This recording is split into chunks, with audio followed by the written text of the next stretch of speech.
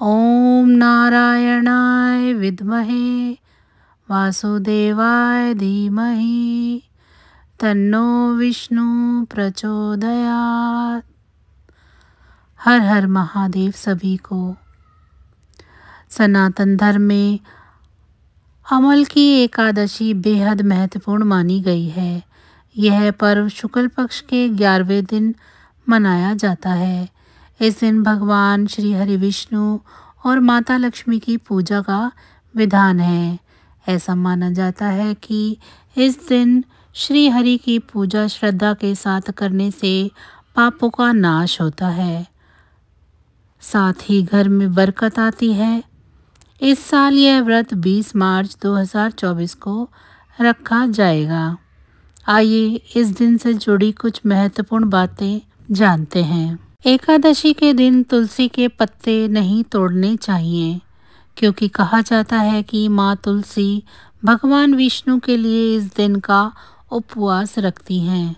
जो जातक एकादशी का व्रत निर्जला रखते हैं, उन्हें इस दिन कुछ भी खाने पीने से बचना चाहिए।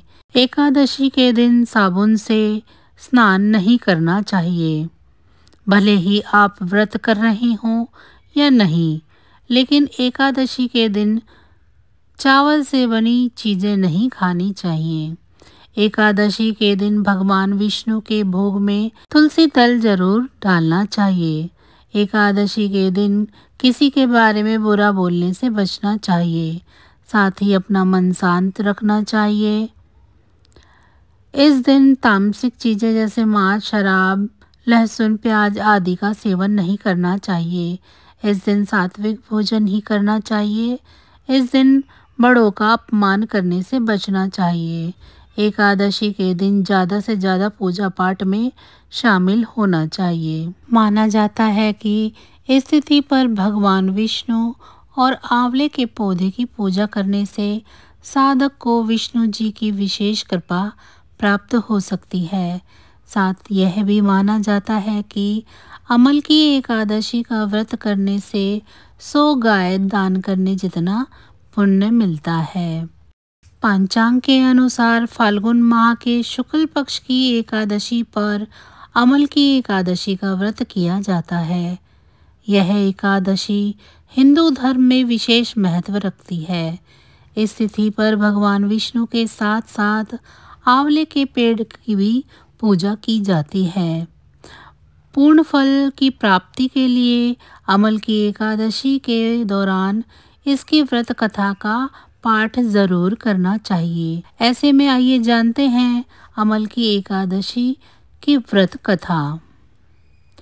पौराणिक कथा के अनुसार प्राचीन समय में वैदिक नामक एक नगर था, जहां चैत्ररथ नामक चंद्रवंशी राजा राज्य करते थे। नगरवासी बहुत ही प्रसन्न थे। इस नगर में सभी लोग विष्णु जी के भक्त थे और एकादशी के व्रत का पालन किया करते थे। एक बार फाल्गुन शुक्ल एकादशी के दिन सभी भक्त जन व्रत भगवान विष्णु की पूजा अर्चना और रात्रि जागरण कर रहे थे।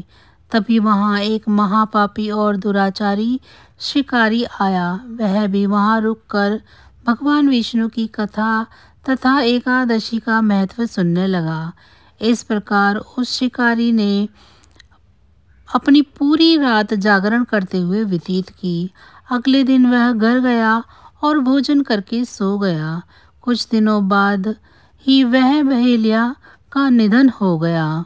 शिकारी के पापों के कारण उसे नरक भोगना पड़ता, लेकिन उसने अनजाने में अमल की एकादशी व्रत कथा सुनी थी और जागरण भी किया था। इसीलिए उसने राजा विदुरथ के घर जन्म लिया और उसका नाम वसुरथ रखा गया। एक दिन वसुरथ जंगल में भटक गया और एक पेड़ के नीचे सो गया। उस पर कुछ डाकुओं ने हमला कर दिया, लेकिन उनके अस्त्र शस्त्र का राजा पर कोई असर नहीं हुआ और राजा सोते रहे। जब राजा की नींद खुली तो उन्होंने पाया कि कुछ लोग जमीन पर मृत पड़े हुए हैं।